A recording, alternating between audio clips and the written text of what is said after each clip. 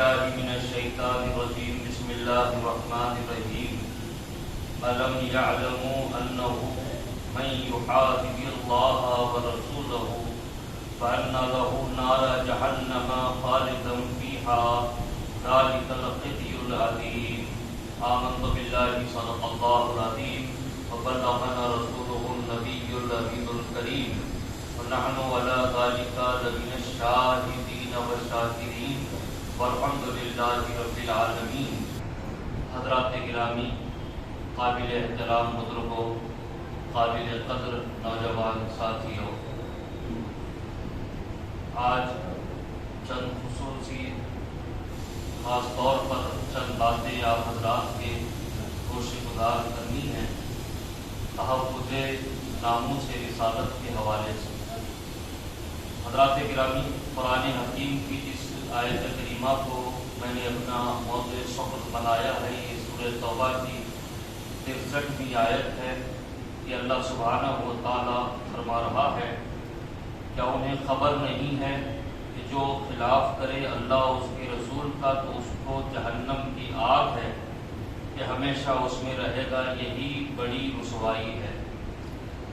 حضرات گرامی، امت مسلمہ کا روز اول سے یہی عقیدہ رہا ہے کہ حضور پاک صلی اللہ علیہ وآلہ وسلم کی محبت ایمان کی تکمیل کرتی ہے.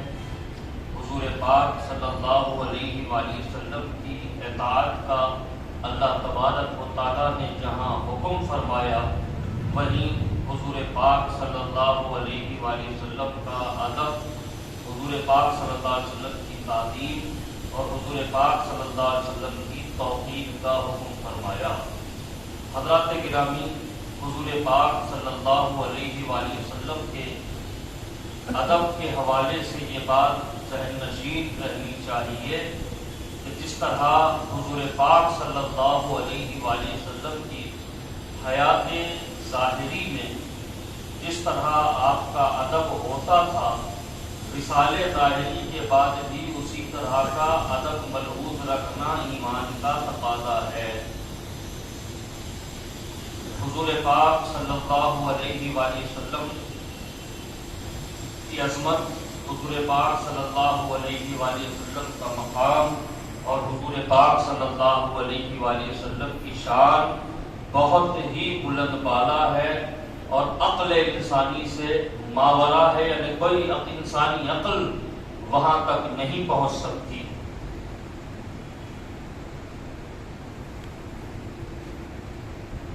درود پاک پڑھے اللہم صلی علی سیدنا مولانا محمد وعلی آل سیدنا مولانا محمد وبارک وسلم صلاۃ و سلام علیک یا رسول اللہ. تو حضور پاک صلی اللہ علیہ وآلہ وسلم کی عظمت و شان، مقام و مرتبہ بہت بلند و بالا ہے. انسانی عقل کی رسائی وہاں تک نہیں ہو سکتی ہے. عزیزان گرامی، حضور پاک صلی اللہ علیہ وآلہ وسلم کی شان، آپ کی عظمت، آپ کے مقام، آپ کے مرتبے کو ماننا ایمان کی تکمیل ہے، ایمان کا مکمل ہونا ہے. کوئی بندہ اسی وقت مسلمان اور اسی وقت مومن کہلا سکتا ہے جب تک کہ اس کا سر بارگاہ رب العالمین میں جھکے اور اس کا دل بارگاہ رحمت للعالمین کے لیے جھکا رہے. حضور پاک صلی اللہ علیہ وسلم کی محبت اس کے دل میں اس قدر موجود ہو کہ اس کا دل محبت رسول کا مدینہ بنا رہے. عزیزان گرامی، حضور پاک صلی اللہ علیہ وآلہ وسلم کی شان اقدس و اعلیٰ میں ہلکی سی گستاخی اشارتاً ہو یا کنایتاً ہو، یہ ایک مسلمان کے لیے قطعاً ناقابل برداشت ہے. اور حضرت قاضی عیاض رحمۃ اللہ علیہ شفا شریف میں فرماتے ہیں کہ حضور پاک صلی اللہ علیہ وآلہ وسلم کی ہلکی سی توہین اشارتاً ہو یا کنایتاً ہو، آپ کے جو کلمات آپ نے شفا شریف میں لکھے ہیں وہ تفصیلی ہے، اس کا ماحتل یہی ہے کہ حضور پاک صلی اللہ علیہ وآلہ وسلم کو ایک کنکر کی بھی حضور سے نسبت ہو گئی تو اس کا ادب لازم ہے. اس کی توہین کفر ہے. اس کی توہین کی وجہ سے کوئی شخص مسلمان و مومن نہیں رہ سکتا. اور فرماتے ہیں آخر میں کہ وہ واجب القتل ہے. یعنی حضور پاک صلی اللہ علیہ وسلم کے سراپا مبارک ہو یا حضور پاک صلی اللہ علیہ وسلم کا کوئی کلام مبارک ہو یا حضور پاک صلی اللہ علیہ وسلم کا موئے مبارک ہو، اس کی بھی توہین مسلمان نہیں رکھتی، کافر بنا دیتی ہے. پھر فرماتے ہیں کہ اس کا قتل واجب ہو جاتا ہے. اور حضرت امام زائی رحمت اللہ علیہ بہت بڑے امام ہیں، وہ فرماتے ہیں کہ دور رسالت سے اب تک مجھے کوئی ایسا عالم، کوئی ایسا مجتہد نہیں ملا جو یہ کہہ دے کہ توہین رسالت کے باوجود کسی کو زندہ چھوڑا جائے. یعنی حضور پاک صلی اللہ علیہ وسلم کی ہلکی سی توہین کرنے والا بھی واجب القتل ہے. یہی امت مسلمہ کا اتفاق ہے اور یہی امت مسلمہ کے علماء کا اجماع ہے. عزیزان گرامی، دور رسالت سے میرے آقا صلی اللہ علیہ وسلم کی شان اقدس و اعلیٰ میں گستاخیاں ہوتی رہی ہے. لیکن یاد رکھیں، گستاخیاں ہوتی رہیں تو پھر ان گستاخوں کو یہ کہہ کے نہیں چھوڑ دیا گیا کہ بھئی ہم تو سیکولر لوگ ہیں صاحب، وہ گستاخی کر رہا ہے یا پھر اس کی گستاخی کو کوئی صحیح کہہ رہا ہے. وہ جانے، اللہ جانے، وہ جانے، رسول جانے. ایسا کسی بھی زمانے میں نہیں کہا گیا. خود میرے آقا صلی اللہ علیہ وآلہ وسلم نے اپنے گستاخوں کو، اس میں 4-5 نام ایسے ہیں کہ حضور پاک صلی اللہ علیہ وسلم نے ان کی شکایت حضرت جبرائیل علیہ السلام سے فرمائی. تو عزیزان گرامی، جب حضور پاک صلی اللہ علیہ وسلم جن گستاخوں کی شکایت اور شکوہ حضرت جبرائیل سے فرما رہے ہوں، اسی سے اندازہ ہوتا ہے کہ گستاخی رسول کتنا بڑا جرم ہے. اور حضور پاک صلی اللہ علیہ وآلہ وسلم کو اس سے کتنی تکلیف پہنچتی ہے. حضرت مولانا کائنات سیدنا علی المرتضیٰ کرم اللہ وجہہ سے ایک روایت مروی ہے کہ حضور پاک صلی اللہ علیہ وسلم نے فرمایا کہ جس نے میرے ایک بال کو بھی تکلیف پہنچائی اس نے مجھے تکلیف پہنچائی، اور اس نے مجھے نہیں بلکہ اللہ کو تکلیف پہنچائی. عزیزان گرامی، یہ تو حضور پاک صلی اللہ علیہ وآلہ وسلم ہے، نبیوں رسولوں کے سردار ہیں، نبیوں رسولوں کے امام ہیں، مقصود کائنات ہیں، محبوب رب کائنات ہیں کہ اللہ تعالیٰ نے ساری کائنات کو جن کے صدقے میں پیدا فرمایا وہ ذات پاک ہے، اور پیدا فرمایا تو محفوظ عن الخطا بھی بنایا، معصوم عن الخطا بھی بنایا. یعنی میرے آقا صلی اللہ علیہ وآلہ وسلم کی طرف نہ کسی گناہ کا تصور کیا جا سکتا ہے، نہ کسی خطا کا کی نسبت کی جا سکتی ہے. میرے آقا صلی اللہ علیہ وسلم کا دامن ہر قسم کی گندگی وغیرہ سے پاک ہے. یہ میرے آقا صلی اللہ علیہ وسلم کی شان پاک ہے، اور اس شان پاک میں کوئی گستاخی کرے تو عزیزان گرامی وہ کیسا مجرم ہے. اس کا اندازہ اس بات سے لگائیں کہ روسائے قریش نے، قریش کے جو امیر لوگ تھے ان میں 5 نام ہیں: ولید بن مغیرہ، اسود بن عبد یغوث الظاہری، ابو زمعہ اسود بن مطلب، حارث بن عیقل السہمی، عاص بن وائل. یہ 5 لوگ ایسے ہیں کہ یہ ہمیشہ حضور پاک صلی اللہ علیہ وسلم کا مذاق اڑایا کرتے. حضور پاک صلی اللہ علیہ وسلم جب کسی راستے سے گزرتے اور ان کی نظر پڑتی کہ حضور جا رہے ہیں تو ایسے جملے وہ بکتے کہ میرے آقا صلی اللہ علیہ وسلم کو قلبی تکلیف محسوس ہوتی. حضرت جبرائیل علیہ السلام ایک مرتبہ حاضر ہوئے حضور کی بارگاہ میں، تو حضور پاک صلی اللہ علیہ وسلم بڑے فکر مند، میرے آقا صلی اللہ علیہ وسلم جلوہ افروز ہیں. تو حضرت جبرائیل علیہ السلام نے عرض کیا، اے اللہ کے حبیب کیا بات ہے، آپ کے چہرے انور پر میں کچھ فکر کے آثار دیکھ رہا ہوں. تو میرے آقا صلی اللہ علیہ وسلم نے ان 5 کا نام حضرت جبرائیل علیہ السلام سے فرمایا، اور فرمایا کہ ان کے جملوں سے مجھے تکلیف ہوتی ہے. تو عزیزان گرامی، اتفاق ایسا ہوا کہ حضور پاک صلی اللہ علیہ وسلم جس جگہ جلوہ افروز تھے اس کے سامنے سے ایک راستہ گزر رہا تھا. تھوڑی ہی دیر میں ان کی موت پکاری تھی، ایک کے بعد ایک گزرنے لگی. پہلے ولید بن مغیرہ گزرا تو حضور نے فرمایا یہ ولید بن مغیرہ ہے. تو حضرت جبرائیل علیہ السلام نے اس کے پاؤں کی رگ کی طرف اشارہ کیا. تو حضور پاک صلی اللہ علیہ وسلم نے فرمایا جبرائیل کہ آپ نے کیا کیا؟ تو حضرت جبرائیل نے کہا یا رسول اللہ اب اس کے شر سے آپ محفوظ ہو گئے. اس کے بعد دوسرا اسود بن عبد یغوث الزہری گزرا. تو حضور پاک صلی اللہ علیہ وسلم نے فرمایا یہ اسود بن عبد یغوث الزہری ہے. تو حضرت جبرائیل علیہ السلام نے اس کی آنکھوں کی طرف اشارہ کیا. تو حضور نے فرمایا کہ جبرائیل آپ نے یہ کیا کیا؟ تو حضرت جبرائیل نے کیا یا رسول اللہ اب اس کو آپ کے شر سے آپ کی حفاظت ہو گئی، اب یہ آپ کو شر نہیں پہنچائے گا، آپ کو یہ تکلیف نہیں پہنچائے گا. اتنے میں ابو زمع اسود بن مطلب وہاں سے گزرا. تو حضرت جبرائیل علیہ السلام سے حضور نے فرمایا یہ ابو زمع اسود بن مطلب ہے. تو حضرت جبرائیل علیہ السلام نے اس کے سر کی طرف اشارہ کیا. تو حضور نے فرمایا جبرائیل آپ نے یہ کیا کیا؟ حضرت جبرائیل نے کہا یا رسول اللہ اس کے بھی شر سے آپ محفوظ ہو گئے. تو اس کے بعد گزرا عاص بن وائل. تو حضور نے فرمایا جبرائیل یہ عاص بن وائل ہے. تو حضرت جبرائیل علیہ السلام نے اس کے پاؤں کی جانب اشارہ کیا. حضرت حضور پاک نے دریافت فرمایا جبرائیل آپ نے یہ کیا کیا؟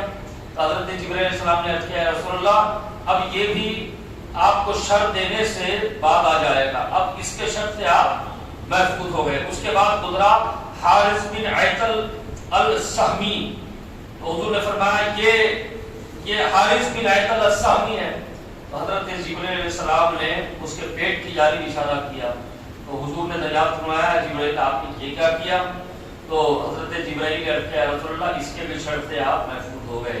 عزیزان گرامی کچھ ہی لمحے گزرے کہ یہ پانچوں میں وہ علامات ظاہر ہو گئی، وہ دردناک بیماریوں کا اظہار ان کے اندر ہو گیا جس کا دنیا میں روئے زمین پہ کوئی علاج نہیں ہے.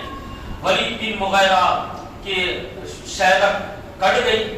عزیزان گرامی ہر قسم کی رگوں کو جوڑا جا سکتا ہے لیکن جب شہرک کٹتی ہے تو پھر کوئی اس کا علاج نہیں ہے بلکہ انسان اپنی جان سے جاتا ہے.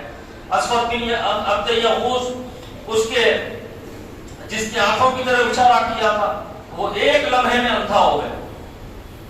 اور پھر یہ بھی روایات میں آیا کہ اس کے بعد اس کی جو اولادیں تھی وہ بھی اندھی پیدا ہوئی. پھر حضرت جبرائیل نے جس کے سر کی جانب اشارہ کیا تھا ابو زمع وہ پاگل ہو گیا.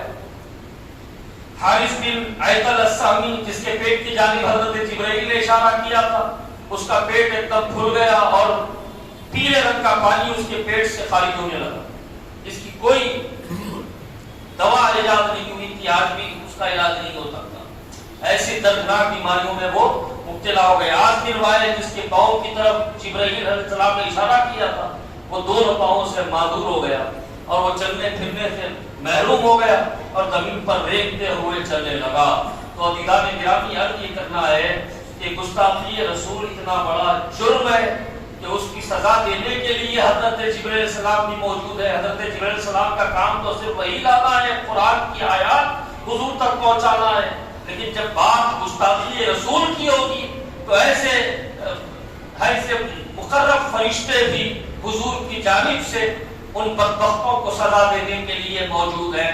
عزیزان گرامی بے شمار اور بھی واقعات ہیں کہ بہت سے لوگوں نے گستاخیاں کی ہیں اور حضور پاک صلی اللہ علیہ وآلہ وسلم کے جانثار صحابہ نے ان گستاخوں کی گردن زنی کی ہے اور گستاخی رسول کا بدلہ لیا ہے. عزیزان گرامی یہ جو بدلہ ہے یہ تو دنیا کا بدلہ ہے، آخرت بھی ان کے لیے دردناک ہے کہ اللہ تعالیٰ نے ان کے لیے آگ جلا رکھی ہے جس میں وہ داخل کیے جائیں گے تو ہمیشہ ہمیش کے لیے اسی میں رہیں گے. ایک صبح حضور پاک صلی اللہ علیہ وسلم نے اپنے صحابہ کرام سے فرمایا کہ کل رات کسی کے گھر کچھ جھگڑا ہوا تھا. تو ایک صحابی اپنی جگہ کھڑے ہوئے، عرض کیا یا رسول اللہ میری بیوی تھی جو ابھی اسلام نہیں لائی تھی، میں نے اس کو موقع دے رکھا تھا کہ آج نہیں کل وہ ایمان لے آئے گی، اس لیے میں نے اس کو اپنے پاس رکھا ہوا تھا کہ اس سے میرے 2 پھول سے نازک بچے ہو چکے تھے، تو میں نے بچوں کی خاطر اس کو چھوڑا ہوا تھا کہ آج نہیں کل یہ مسلمان ہو جائے گی، صاحب ایمان ہو جائے گی، لیکن یا رسول اللہ وہ ہمیشہ آپ کی شان اقدس و اعلیٰ میں گستاخیاں کرتی رہتی تھی۔ یا رسول اللہ مجھے یہ برداشت نہیں ہوا، کل رات میں نے اسے اس کے ہاتھ پاؤں باندھے اور اس کے قتل کا ارادہ کیا تو وہ دہائیاں دینے لگی اپنے بچوں کی، اور یقیناً میرے آنکھوں میں اپنے بچوں کے خوبصورت چہرے پھرنے لگے کہ اس کو میں کیسے ماروں، اس کو اگر مار دوں گا تو پھر میرے بچوں کا کیا ہوگا۔ لیکن یا رسول اللہ آپ کی محبت میری پدری شفقت پر اور بیوی کی محبت پر غالب آ گئی، اور یا رسول اللہ میں نے اس کے پیٹ میں اتنی زور سے خنجر رکھ کر دبایا کہ اس کا پیٹ چیرے گیا اور میرا خنجر زمین سے لگ گیا۔ تو میرے آقا صلی اللہ علیہ وسلم نے، اب وہ صحابی کھڑے ہوئے ہیں، ہوتا یہ تھا کہ عزیزان گرامی حضور پاک صلی اللہ علیہ وسلم کی بارگاہ میں کوئی اپنے جرم کا اعتراف کرتا اور اللہ کے قہر سے بچنے کے لیے وہ حضور کی بارگاہ میں اپنے جرم کا اعتراف کرتا کہ یا رسول اللہ میں نے یہ کر دیا، آپ جو سزا تجویز کریں وہ قبول ہے۔ کسی نے شراب پی لی، یا رسول اللہ میں نے شراب پی لی، اب شراب پینے کی جو سزا ہے حضور دلوا دیں۔ یا رسول اللہ مجھ سے زنا ہو گیا، اب زنا کی جو سزا ہے وہ حضور دلوا دیں۔ تو اس طرح حضور پاک صلی اللہ علیہ وسلم کی بارگاہ میں لوگ آ کر اپنے معاملات عرض کرتے، اب وہ یہ واقعہ سارا عرض کیے، رونے لگے کہ میرے بچوں کا کیا ہوگا، لیکن یا رسول اللہ آپ کی شان میں گستاخی کو میں نے برداشت نہیں کیا، اس لیے میں نے اس کو قتل کر دیا۔ میرے آقا صلی اللہ علیہ وسلم نے فرمایا سب گواہ ہو جاؤ، سب گواہ ہو جاؤ کہ میں نے اس کے قتل کرنے کو معاف کر دیا، یعنی اس پر اس کا کوئی کفارہ نہیں ہے۔ کیوں؟ اس لیے کہ وہ عورت گستاخی رسول کی مرتکب ہوئی تھی۔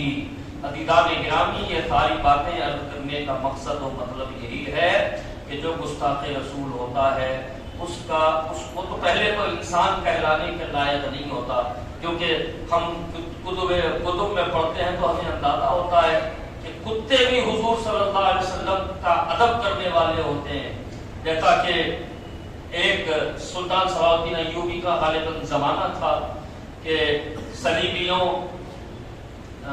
صلیبیوں کا دور، ان کی قوت، ان کا اقتدار بڑھتا جا رہا تھا۔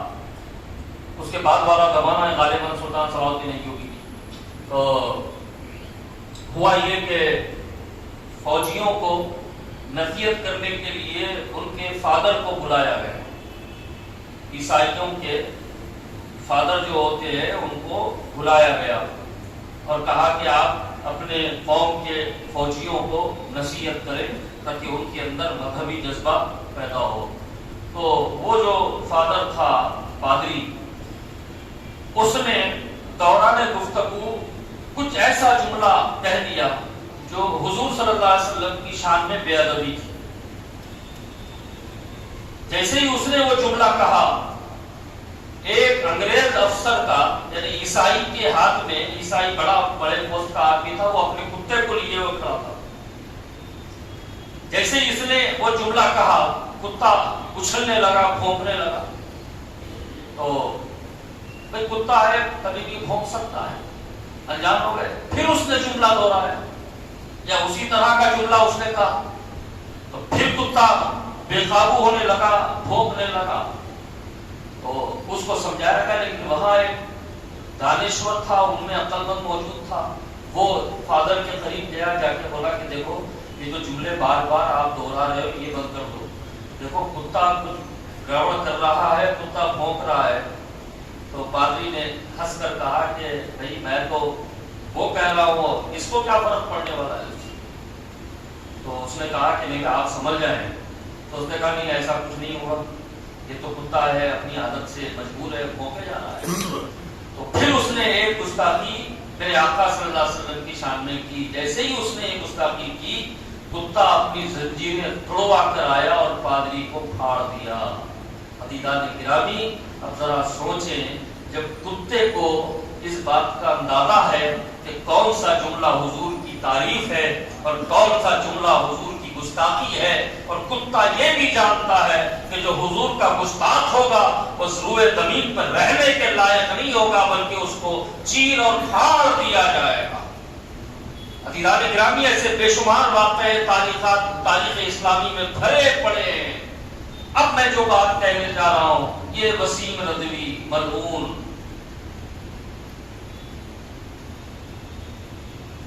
سال 2 سال پہلے بھی اس نے گستاخیاں کی. پھر اس نے ایک فلم بنانے کا اعلان کیا جس میں امہات المومنین ازواج مطہرات آپ کی ہماری جو مائیں ہیں ان کی شان میں گستاخی اور توہین کے ارادے سے اس نے ایک فلم بنانے کا ارادہ کیا. اب تو اس نے ایک حد کر دی کہ باضابطہ ایک کتاب اس نے لکھ دی معاذ اللہ ثم معاذ اللہ. اس میں جگہ جگہ میرے آقا صلی اللہ علیہ وآلہ وسلم کی شان اقدس و اعلیٰ میں اس نے گستاخیاں کی ہیں. عزیزان گرامی یہ دراصل جو معاملے ہوتے ہیں گستاخیوں کے، یہ بات ہم کو سمجھنی چاہیے کہ یہ یہود و نصارہ کی پشت پناہی سے اب تک ہوتا رہا، اور اب یہ ملعون نے جو کتاب لکھی اور گستاخیوں کا سلسلہ جو جاری رکھا ہوا ہے یہ اہل حنوط کی پشت پناہی سے، یعنی بی جے پی حکومت کی پشت پناہی سے. اللہ تعالیٰ اس حکومت کو بھی ختم فرمائے اور گستاخوں کو نیست و نابود فرمائے، ان کی نسلوں کا نام و نشان روئے زمین سے مٹا دے. یہ اس ذات پاک کی شان اقدس و اعلیٰ میں گستاخی کرتے ہیں. ادارے گرامی ذرا سوچو، اللہ کے جو ولی ہوتے ہیں ان کے تعلق سے حدیث قدسی ہے کہ محبوب آپ فرما دیں کہ جو اللہ کے ولی ہیں اگر ان سے کوئی جنگ کرتا ہے تو اللہ ان کے خلاف اعلان جنگ کرتا ہے. جب امت کے ایک ولی کا یہ مقام ہے کہ ان کی گستاخی کرنے والے کے خلاف اللہ کا اعلان جنگ ہے، تو پھر سید الانبیاء کی شان میں اگر گستاخی کرے تو اللہ سبحانہ و تعالیٰ کیسے خاموش رہے گا؟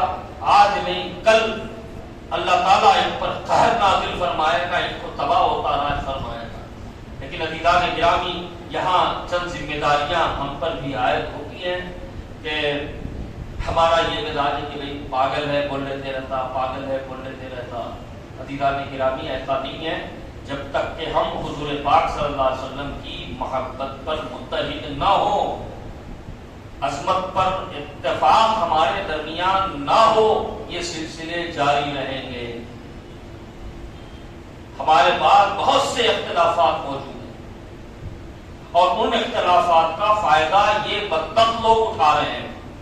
ہم کو اتحاد کی ضرورت ہے، ہم کو اتفاق کی ضرورت ہے، اور صرف حضور پاک صلی اللہ علیہ وآلہ وسلم کی ذات پاک ہی ایسی ذات پاک ہے کہ جو نقطہ اتحاد بن سکتا ہے، نقطہ اتحاد بن سکتا ہے کہ حضور کی عظمتوں پر متحد ہو جائیں، حضور کی عظمتوں سے شان سے واقف بھی ہو جائیں اور اپنی نسلوں کو بھی حضور کی عظمت و شان سے واقف کروائیں. اور ایسے جو بدبخت ہیں اللہ تعالیٰ ان کو تباہ و تاراج فرمائے گا، اور یقیناً فرمائے گا، کیونکہ تاریخ انسانیت ایسے واقعات سے بھری پڑی ہے کہ جہاں کسی نے گستاخی رسول کا ارتکاب کیا یا تو اللہ تعالیٰ نے اس پر عذاب مسلط کر دیا، اپنے کتوں میں سے کتوں کو مسلط کر دیا، یا پھر حضور پاک صلی اللہ علیہ وسلم کے غلام اور امتیوں نے ان کا دردناک حشر کر دیا، ان کو موت کے گھاٹ اتار دیا. اب عزیزان گرامی ہم جس ملک کے رہنے والے ہیں یہاں ایسی کوئی حرکت ہماری خلاف قانون ہوگی، لیکن عزیزان گرامی ہم اپنے طور پر سراپا احتجاج بن جائیں اور متحد ہو جائیں، مسجدوں کو آباد کریں، اور اپنے آپ کو جب سڑک پر چلیں تو مسلمان منہ سے کہنے کی ضرورت نہ پڑے، بلکہ لوگ دیکھ کر کہتے ہیں کہ یہ مسلمان جا رہا ہے، حضور کا غلام جا رہا ہے، حضور کا امتی جا رہا ہے. یہ ہماری زندگی ہونی چاہیے، یہ ہمارا کردار ہونا چاہیے. اور عزیزان گرامی احتجاج کا مطلب یہ نہیں ہے کہ ہم اپنے مسجدوں سے نکلیں، اپنے گھروں سے نکلیں اور پھر اپنے ہی محلے کے دکانوں کے سائن بورڈوں کو توڑتے پھریں یا پھر اپنے ہی شہر کے گاڑیوں کے شیشے پھوڑتے پھریں. احتجاج کا مطلب یہ نہیں ہوتا. عزیزان گرامی قانونی طور پر ہم یہ جمہوری ملک کے باشندے ہیں، قانونی طور پر ہم بہت کام کر سکتے ہیں، اور ہمارے شہر کے ایم پی صدر مجلس نے خود بذات خود جا کر کمشنر کو کمپلین کی اور FIR اس کا بنا ہے. اب اللہ تعالیٰ سے دعا ہے کہ مولا تعالیٰ ہمارے ریاست کی، ہمارے شہر کی پولیس کو اللہ یہ توفیق دے کہ کہ جا کر اس کو لکھنؤ سے اٹھا کر اس کا گریبان پکڑ کر حیدرآباد تک لے آئے۔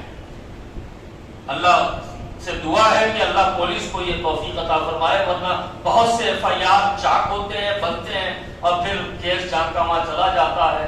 لیکن اس ملعون کے لیے آپ ہم مطالبہ بھی کرتے ہیں اور اللہ تعالیٰ سے دعا بھی کرتے ہیں، مطالبہ پولیس سے کرتے ہیں کہ آپ جائیں اس کو گرفتار کر کے لے آئیں، کیونکہ اس نے آج ہندوستان کی پولیس، ہندوستان کی فوج اور ہندوستان کا بہت سارا سرمایہ ٹیررزم کو ختم کرنے کے لیے خرچ کیا جا رہا ہے۔ لیکن عزیزان گرامی، روئے زمین پر سب سے بڑی جو دہشت گردی ہے، سب سے بڑا جو ٹیررزم ہے، وہ حضور کی شان اقدس میں گستاخی ہے۔ تو سب سے بڑا دہشت گرد یہ ہے، سب سے بڑا ٹیررسٹ یہ ہے، اس کو گرفتار کیا جائے، اس کو پکڑا جائے اور اس کو لا کر حیدرآباد کی جیل میں رکھا جائے، اور پھر قانونی اعتبار سے اس کی جو سزا ہوتی ہے، آخرت میں جو سزا ملنے والی ہے، اس سے تو اس کو کوئی بچا نہیں سکتا، کیونکہ دنیا ہی میں اس نے اپنی آخرت کی خرابی کا اعلان اس انداز میں کیا کہ اپنے ہندو ہونے کا بھی اعلان کر دیا، پوجا میں بھی شریک ہو گیا، اور ایک پنڈت کو جو مسلسل اس کا بیک سپورٹ بنا ہوا ہے، اس کو اس نے وصیت کر دی کہ اگر تمہاری زندگی میں میں مر جاؤں تو پھر اپنے ہاتھوں سے میری چتا کو جلانا۔ اب عزیزان گرامی، دنیا ہی میں جہنم کی آگ کا بندوبست جس نے کر لیا، اس کی آخرت کے بارے میں تو آپ ہم سب اچھی طرح جانتے ہیں کہ اللہ تعالیٰ نے جو دردناک عذاب تیار رکھا ہے، ویسے ہی بدبختوں کے لیے رکھا ہوا ہے۔ عزیزان گرامی، کسی قسم کی انتہا پسندی اور شدت پسندی کے مظاہرے کی ضرورت نہیں ہے، بس یہ ہے کہ آپ اپنے طور پر اپنے آپ کو اپنے آقا کا غلام مان لیں اور اپنی مسجدوں کو آباد کر کے دیکھیے۔ صرف ہماری مسجدیں ہی آباد ہو جائیں گی تو اسلام دشمنوں کے چھکے چھوٹ جائیں گے، ان کے ہوش اڑ جائیں گے۔ صرف مسجدیں اگر ہماری آباد ہو جائیں، آپ دیکھیں جمعہ کی نماز ہے، مسجدیں ہماری ابھر پڑتی ہیں، سارا نظام متحرک ہو جاتا ہے کہ بھئی آج مسلمان نماز کے لیے نکلنے والے۔ خدا کی قسم، کوئی دن ایسا بھی آ جائے کہ 5 وقت کی نمازیں مسلمان جمعہ کی طرح ادا کرنے لگے تو پھر سب کی عقلیں ٹھکانے لگ جائے گی اور سب کو سمجھ میں آ جائے گا کہ جو قوم سو رہی تھی وہ جاگ گئی ہے، اور کسی ملعون وسیم رضوی کی یہ ہمت نہیں ہوگی کہ وہ حضور صلی اللہ علیہ وآلہ وسلم کی شان اقدس و اعلیٰ میں گستاخی کرے۔ عزیزان گرامی، یہی چند معروضات آپ کی خدمت میں رکھنے تھے کہ صبر اور تحمل کا مظاہرہ کریں۔ یقیناً اس کی گستاخیوں نے مسلمانوں کے دلوں کو بے چین کیا ہے، لیکن عزیزان گرامی، قانونی چارہ جوئی ہم کر سکتے ہیں، اس میں زیادہ سے زیادہ حصہ لیں۔ ہاں، اگر کوئی ذمہ دار حضرات کی طرف سے بڑے احتجاجی جلسے کا اعلان ہو تو ضرور اس میں شرکت کریں اور اپنے آقا کی غلامی کا ثبوت دیں، اپنے آقا سے وابستگی کا ثبوت دیں۔ اور عزیزان گرامی، ایک ضروری اعلان مسجد ہادہ کے حوالے سے یہ بھی آپ حضرات تک پہنچانا ہے کہ مسجد ہادہ یعنی جامع مسجد خواجہ گلشن میں حفظ قرآن کا مدرسہ شروع کیا جا رہا ہے، جو صبح 8 بجے سے لے کر 1 بجے تک اور پھر عصر سے لے کر عشاء تک کارکرد رہے گا۔ جو بچے اسکول اور کالج جانے والے ہیں ان کے لیے بھی سہولت یہ ہے کہ عصر سے لے کے عشاء تک وہ اس مدرسے میں داخل ہو سکتے ہیں، اور جو بچے خالص طور پر حفظ کرنا چاہتے ہیں وہ صبح 8 بجے سے لے کر 1 بجے تک اس مدرسے میں اس مسجد کے مدرسے میں وہ داخلہ لے سکتے ہیں۔ اس کے لیے امام صاحب سے اور محترم صاحب سے رابطہ کریں، اپنے نونہالوں کو ضرور داخل کروائیں۔ عزیزان گرامی، یہ قرآن کا اعجاز ہے کہ دنیا میں بہت سی کتابیں ہیں جن کو مذہبی کتابیں کہا جاتا ہے، لیکن ان کتابوں میں قرآن ایک ایسی واحد کتاب ہے کہ زیر زبر اور پیش کی احتیاط کے ساتھ یہ ہمارے سینوں میں محفوظ ہوتا ہے۔ اور جو ماں باپ اپنے بچوں کو حافظ قرآن بناتے ہیں، قیامت کے دن وہ دور سے پہچانے جائیں گے کہ یہ حافظ قرآن کے ماں باپ ہیں، اور حافظ قرآن کو اختیار دیا جائے گا کہ تم جس کو چاہے 7 افراد کو بخشوا دو، تمہاری سفارش پر ان کو بخش دیا جائے گا۔ تو عزیزان گرامی، اپنے بچوں کو علم دین سے آراستہ کریں، اس کے لیے یہ مدرسہ بھی بڑا آپ کے لیے نفع بخش ہوگا۔ اللہ تعالیٰ آپ پر ہم پر فضل مدد فرمائے، نبی پاک صلی اللہ علیہ وسلم کی سچی اور کامل محبت ہمارے دلوں میں پیدا فرمائے، اور نبی پاک صلی اللہ علیہ وسلم کے گستاخوں کو، گستاخی کا ارادہ کرنے والوں کو یا گستاخوں کا ساتھ دینے والوں کو مولا تعالیٰ نیست و نابود فرمائے، ان کے نام و نشان کو دنیا سے مٹا دے۔ وآخر دعوانا الحمدللہ